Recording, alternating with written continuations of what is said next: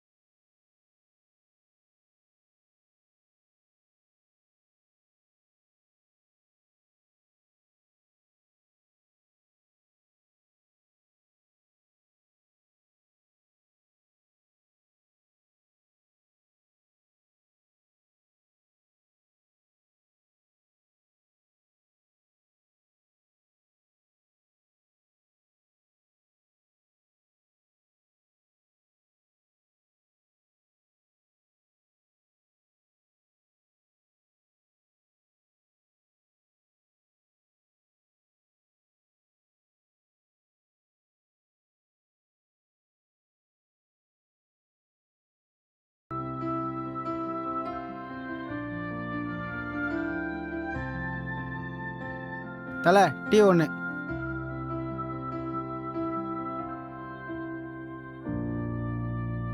யார் யார்கிட்டயோ கை கட்டி வேலை கேட்கறதுக்கு நாமே இவர்கிட்ட வேலை கேட்கக்கூடாது.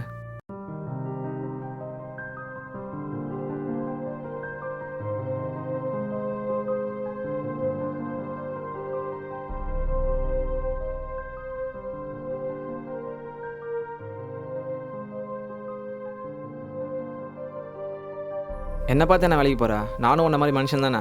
இல்லை தம்பி, குப்பை போகிறவங்களே என்னை பார்த்தோன்னே 2 அடி தள்ளி தான் குப்பை போடுவாங்க. நீ வேற படித்த பையமாக இருக்க. படித்த பையனா? அதுதானே இங்கே பெரிய பிரச்சனையே. இங்கெல்லாம் வெறும் படிப்பு மட்டும் இருந்தால் பத்தாதுண்ணா, கூடவே நாலு காசு பணமும் வேணும். அந்த காசுக்கு தானே நாய் மாதிரி அலையிறேன், ஒரு வேலையும் கிடைக்க மாட்டேங்குது. நான் என்னப்பா பண்ணுறது? நான் வேணா உன் கூட இந்த வேலைக்கு வந்துடுவானா? தம்பி என்ன சொல்கிற? இதெல்லாம் ரொம்ப கஷ்டம். அடுத்தவங்கிட்ட கை கட்டி வேலை பார்க்குறத விட நம்ம கையை கட்டி போடாமல் செய்கிற எந்த வேலையும் ஒரு சந்தோஷம் தானா? இருந்தாலும் சரி, நீ வேற ரொம்ப கஷ்டப்படுற. சரி, நாளைக்கு வா பார்க்கலாம். ரொம்ப நன்றிண்ணா. தம்பி, நாளைக்கு வரேன்ட்டு வராமல் போயிட போகிற, அப்புறம் என் பேர் கெட்டுரும். உன்னை எப்போ நான் ஏமாற்றுவேன்? கண்டிப்பாக வந்துடுறேண்ணா, வரேண்ணா.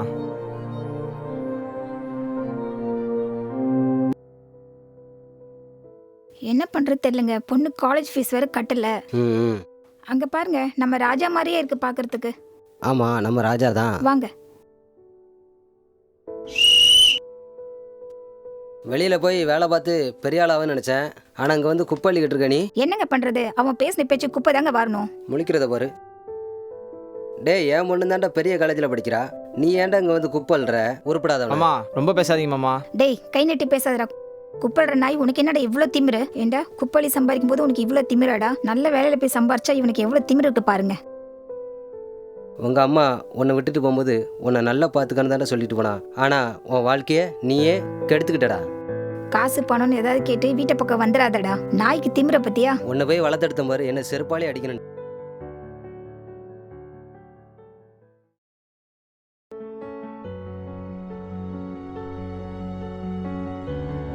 என்னப்பா உக்காந்துட்டா? வா சாப்பிடலாம். இந்தா புடி. என்ன சோகமாக இருக்கா? அத்தை மாமா வந்தாங்கண்ணா. நான் சரிந்து வேலையை பார்த்துட்டு ரொம்ப அசிங்கமாக பேசிட்டு போயிட்டாங்கண்ணா. சின்ன வயசுலேருந்தே அவங்க வீட்டில் தான் நான் வளர்ந்தேன். அவங்க பொண்ணுக்கு மட்டும் எல்லாம் பார்த்து பார்த்து பண்ணுவாங்க, ஆனால் எனக்கு ஒன்றுமே பண்ண மாட்டாங்கண்ணா. தம்பி, சொந்தக்காரங்களே அப்படிதான்ப்பா. வேலை இல்லாமல் இருந்தப்போ கூட இப்படி கஷ்டப்படலண்ணா. ஆனால் இப்போ வேலை செய்கிறேன், அதுதான் ரொம்ப கஷ்டமாக இருக்குண்ணா மனசுக்கு. நீ வேலை செய்கிற பற்றி கேவலமாக பேசலை, நீ வேலையை செய்கிற வேலையை தான் கேவலமாக பேசுகிறாங்க.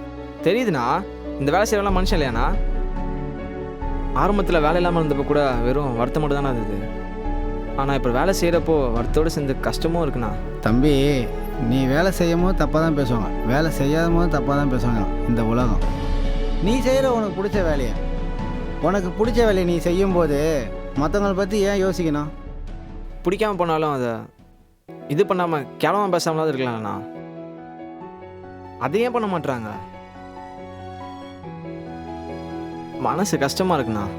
வருத்தப்படாதப்பா, அவங்க இந்த வீடையே சுத்தமாக வச்சுக்க மாட்டேன், நீ இந்த இடத்தையே சுத்தமாக வச்சுருக்க.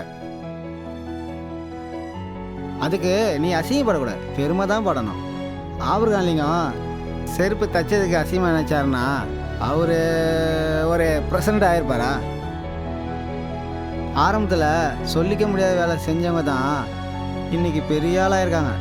அந்த மாதிரி ஒரு நாள் நீயும் வருவ, சாதிப்ப, அப்போ எல்லாம் உன்னை மதிப்பாங்க. ஒன்று மட்டும் சொல்கிறேண்ணா, இந்த தொழிலை செஞ்சு முயற்சி போட்டு கேவலப்படல, அசிங்கப்படல, சரிங்களா? இந்த தொழிலில் முழு முயற்சி போட்டு நான் முன்னுக்கு வருவேண்ணா. ஒன்று சொல்லிட்டா, எந்த தொழிலுமே தப்பான தொழில் இல்லை, அவங்கவுங்க பார்க்குற பார்வையில் தான் இருக்குது. நிறைய பேர் தப்பான தொழில் செய்கிறாங்க, ஆனால் ரொம்ப சந்தோஷமாக இருக்காங்கப்பா. ஆனால் நம்ம குப்பை அள்ளுறோம், நம்ம சுத்தமாக வச்சுருக்கோம், நம்ம ஏன் நம்மளை கேவலம் நினைக்கணும்? கவலைப்படாதா, உன் வாழ்க்கை சுத்தமாகிடும் தவிர குப்பைலாம் பறந்து போயிடும். சரிண்ணா, ரோட்டில் இருக்க குப்பையெல்லாம் நாம் அள்ளுறோம், இந்த உலகத்தில் இருக்க ஜனங்க மனசில் அவ்வளோ குப்பை இருக்கே, அதெல்லாம் அவங்கவுங்க அள்ளிக்கிட்டலாம் நல்லா இருக்குண்ணா.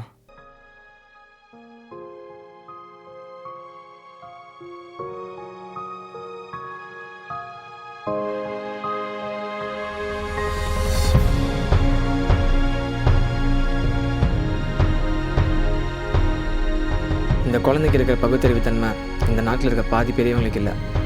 இவங்கெல்லாம் இல்லைன்னா நம்ம வீடும் நாடும் நாரி போயிடும். இவன் நாம் நல்லா சுத்தமாக வாழணுன்றதுக்காக தான் அவங்க இவ்வளோ கஷ்டப்படுறாங்க.